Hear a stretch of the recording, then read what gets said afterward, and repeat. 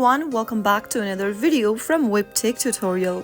In today's episode, I will be guiding you through how to turn off notifications on Frollo. If you want to disable notification setting on your Frollo application, then the process is quite easy, so let's jump into the video right away. Launch Open Frollo app and make sure to sign into your account first.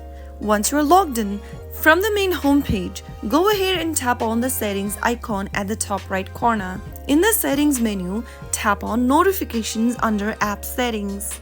Tap on the notification options from the list and toggle off the button right next to allow notifications, and you will not receive a notification from now on. You can turn on the settings anytime by repeating the process from your Frollo application. So that is how it's easily done. If you found the video to be helpful, go ahead and give us a thumbs up. Don't forget to subscribe to our channel by hitting the subscribe button. Also, press on the notification bell so that you'll never miss another upcoming upload from us. I will be back again in the next video. Thank you for watching.